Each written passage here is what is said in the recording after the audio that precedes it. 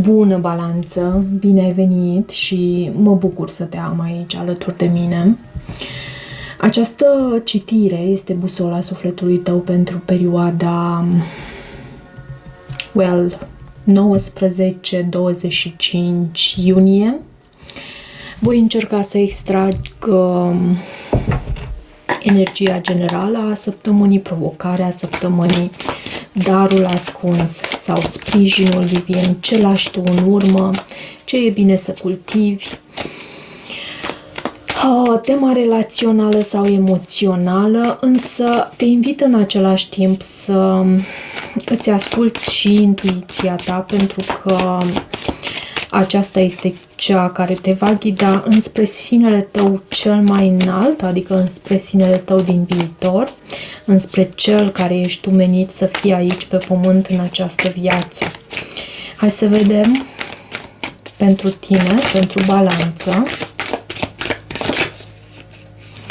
Uite, aceste cărți mi se indică să le folosesc. Văd 4 de bâte, roata norocului și asul de spade.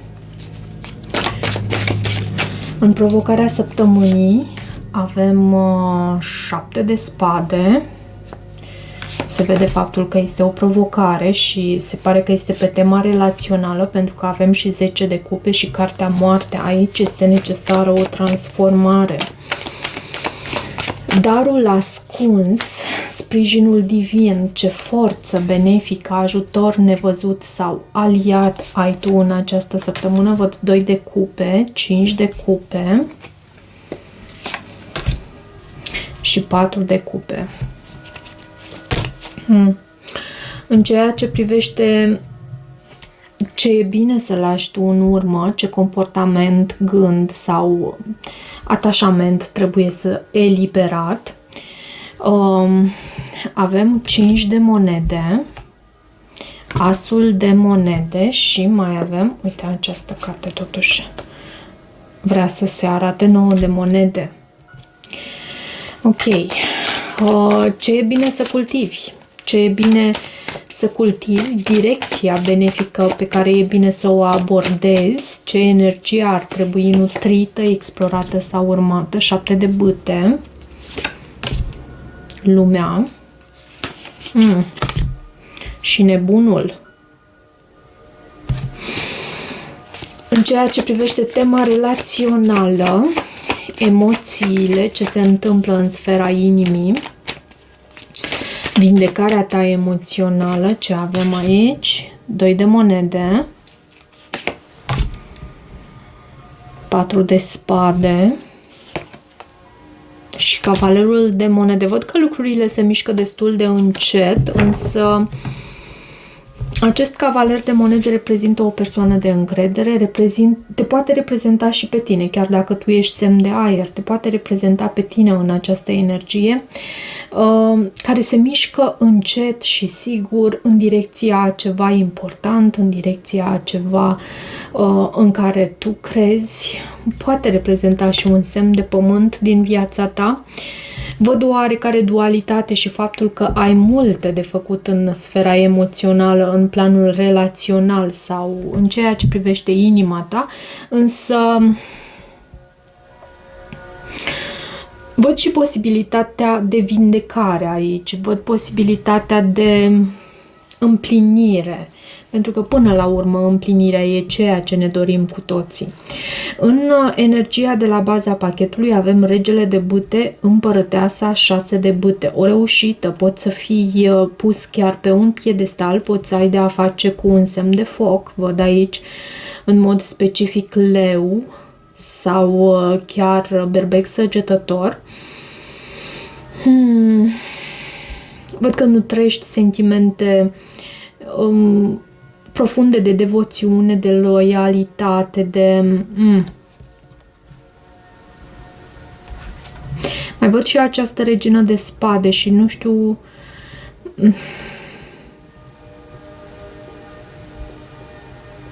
Pe tine, în primul rând, te văd în energia acestei împărătese.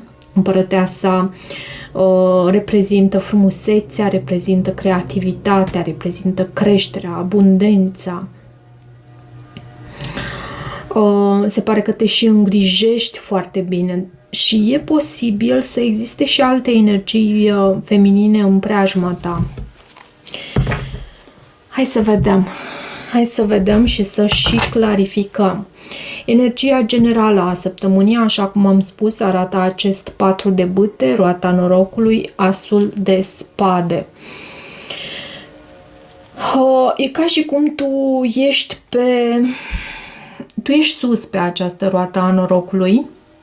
Da, anumite schimbări pot să apară aici și posibil în comunicarea în cuplu, mai ales în comunicarea în cuplu, pentru că văd acest 4 de bâte aici, acasă, în cuplu, ok? Deci, chiar în familie, nu neapărat doar cu partenerul de viață, dar acasă văd anumite modificări, anumite schimbări care pot să apară aici și lucruri care țin de comunicarea aceasta autentică, comunicare pentru care tu ai o claritate mentală foarte bună. Ce este cu acest as de spade? Împăratul. Împăratul preia controlul. Poți să ai de a face și cu un berbec, o energie marțiană guvernată de Marte. Dar împăratul preia controlul și este o energie autoritară, poți să ai de a face cu un șef, un superior, poți să fii tu acest șef superior. În care caz cu acest as de spade ai parte de reușită aici. Preiei controlul, așa îmi vine să spun. În ceea ce privește dificultățile sau lecția karmică ce se evidențiază aici, unde se pune accent aici pe ceea ce trebuie conștientizat și integrat, avem 7 de spade, 10 de cupe și cartea moartea. E ca și cum apar anumite probleme în paradis, știi cum? Zic, pentru că avem acest 10 de cupe și 7 de spade care deschide această secvență de cărți. Și lucrul acesta te face să îți dai seama că e necesară transformarea aici, că un capitol trebuie să se încheie și lucrurile trebuie să transformate. 7 de spade. Și regina de bâte. Poate să existe și o energie feminină aici. Cu această regină de bâte. Da, uite, transformare. Cartea moartea din nou. Dar această regină de bâte, să știi că te poate reprezenta și pe tine, mai ales dacă ești în energia ta feminină.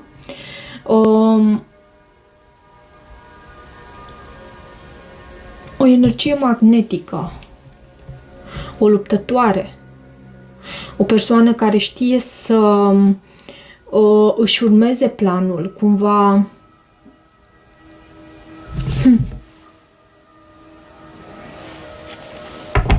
E ceva aici, o energie care în ascuns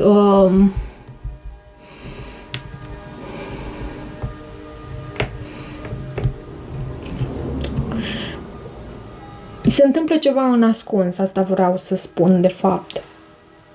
Și lucrul acesta trebuie transformat. Dar această lecție nu ar apărea în această poziție dacă tu nu ai avea posibilitatea acum să o conștientizezi și să integrezi lecția ei. Darul ascuns, sprijinul divin, avem 2 de cupe, 5 de cupe, 4 de cupe. Chiar și acolo unde este dezamăgirea cea mai mare, să știi că tu poți să găsești împlinirea, pentru că văd acest 5 de cupe care și 4 de cupe. Tu ai o oportunitate de a forma un anume parteneriat. Uite ce avem aici. De a forma un anume parteneriat dar e ceva ce pe tine te macină pe interior, fie din cauza trecutului pe care l-ai experimentat cu această persoană sau trecutului tău personal. Însă darul divin aici este această relație. Regina de monede poate să fie vorba și despre o împăcare, poate chiar cu un semn de pământ, o soție sau o persoană devotată, o persoană loială, o persoană, o bună mamă, care știe să te hrănească la modul sufletesc, nu doar fizic.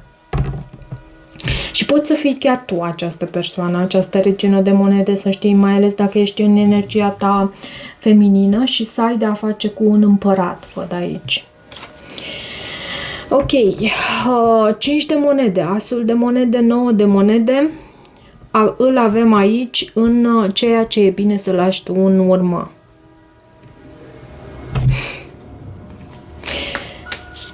Poate ți-ai dorit să îți alegi independența, să lași pe cineva pe din afară.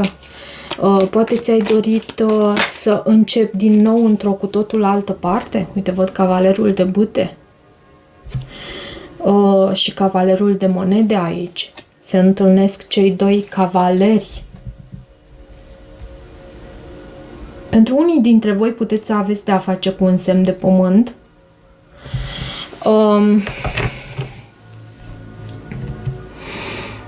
Dar ceea ce e bine să lași tu în urmă, cred că este vorba despre o atitudine a ta, un gând al tău, și anume acela că tu poți să fii foarte bine și independent. Și nu spune nimeni că nu ai putea să fii foarte bine și independent. Da, poți, chiar poți.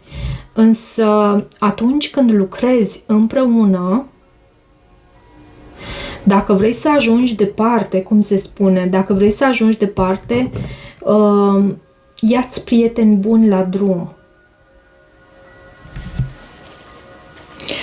Ce este cu aceste cărți? 5 de monede, asul de monede și 9 de monede.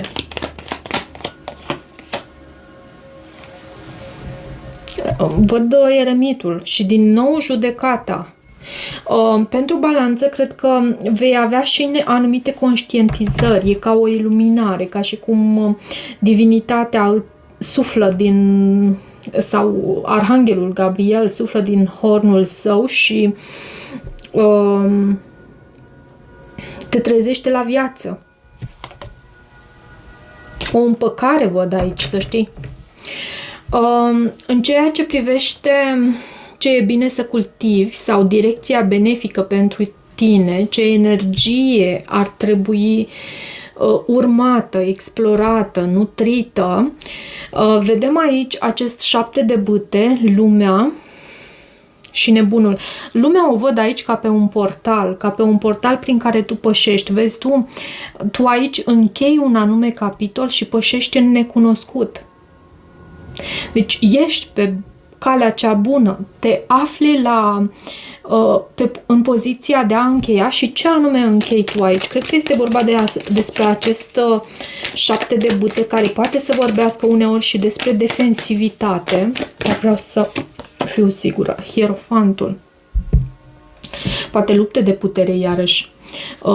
Într-o anume căsnicie, la muncă poate fi chiar cu acest hierofant, într-o instituție publică sau o anumită căsnicie, și aici tu închei acest capitol al luptelor de putere, al defensivității, îl închei și intri într-un nou capitol. Și vezi tu, avem lumea 21 și intri într-un nou ciclu cu cifra 0, nebunul.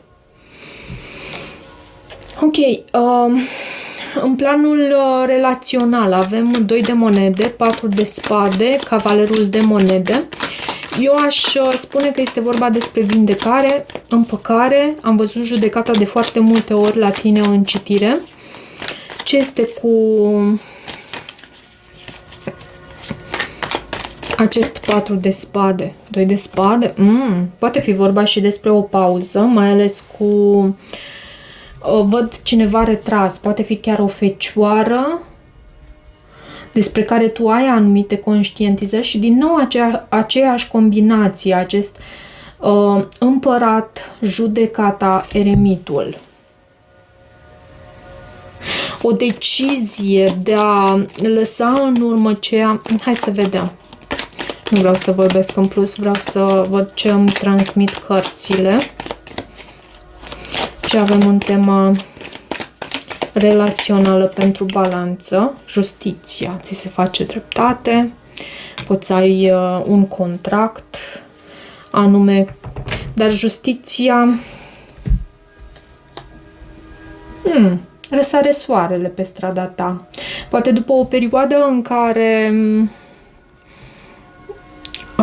situația a fost așa mai ternă, mai lipsită așa de viață, în care nu ai simțit conexiunea atât de puternic, răsare soarele, pentru că ceva se schimbă aici, răsare soarele. Da, o perioadă în sfera relațională, poate chiar de pauză. Hai să vedem ce spun și aceste cărți în planul relațional, emoțional pentru tine. Pentru balanță, te rog, spirit. Exprimă-ți dragostea. Există sentimente romantice aici. Aceste cărți le văd ca un sfat pentru tine și poate că finanțele și cariera reprezintă un factor care te împiedică pe tine să îți exprimi dragostea și adevăratele sentimente pentru această persoană, care sunt reale și merită să fie explorate. Da, hai să vedem și ce afirmație am putea folosi pentru tine în această perioadă. 19-25, ce convenabil. Avem balance, echilibrul. Tu până la urmă, cred că am avut și justiția, da, o avem aici la baza pachetului, justiția, echilibrul. L-am avut în citire, acea carte arcană majoră. Eu aduc o stare de perfectă armonie în lumea mea și fac acest lucru fără judecată.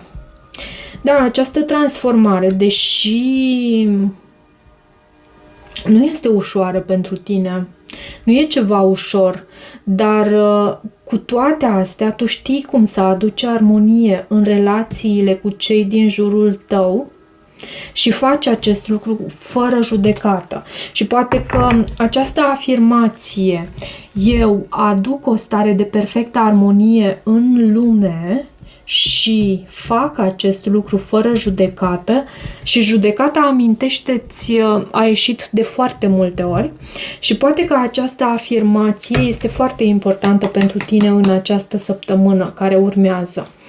Hai să văd și felul în care tu poți să îți ridici vibrația. Cum poți tu să îți ridici vibrația? Sexualitatea mea este sacră.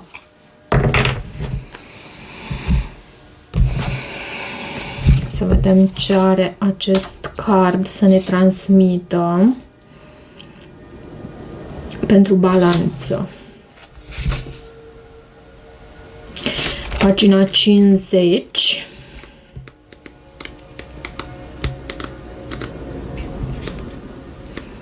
Ok. Sexualitatea mea este sacră. Sexualitatea ta este modul în care experimentezi și te exprimi sexual. Din păcate, în acest aspect tandru și vulnerabil al tău, îngropi adeseori vinovăție, frică și rușine. Există o mare probabilitate ca la un moment dat în viața ta să fi fost neînțeles, nerespectat și sau folosit. Sau chiar ai fost nevoit să-ți ascunzi sexualitatea, să o exprimi, ori să te detașezi de ea pentru a naviga în anumite situații. Astăzi, universul te încurajează să-ți revendici sinele senzual și sexual. S-au dus zilele în care trebuia să te potrivești în tiparul altora.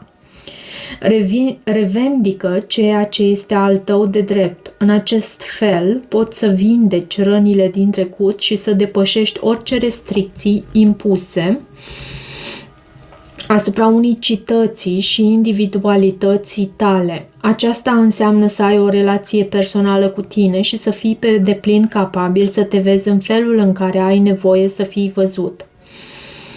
Sexualitatea ta este sacră, senzualitatea ta este spirituală. Când treci în starea de conectare sexuală, chiar dacă o faci doar cu tine, te conectezi la forța vitală primară din interior și îți ridici vibrația.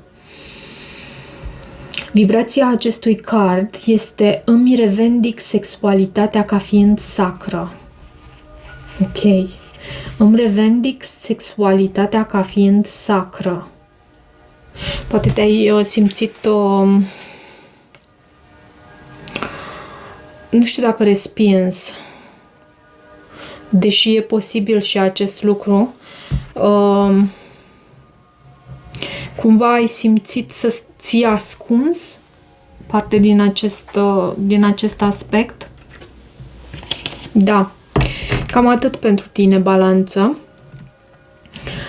Dacă rezonezi cu acest mesaj, nu uita că poți deveni și membru al acestui canal și poți verifica nivelurile disponibile pentru cele 3 niveluri disponibile aici. De asemenea,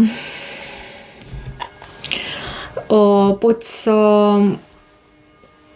ce voiam să spun, citirile private sunt deschise și dacă rezonezi cu mesajul, nu uita să te abonezi. Te pup și te îmbrățișez. Toate bune!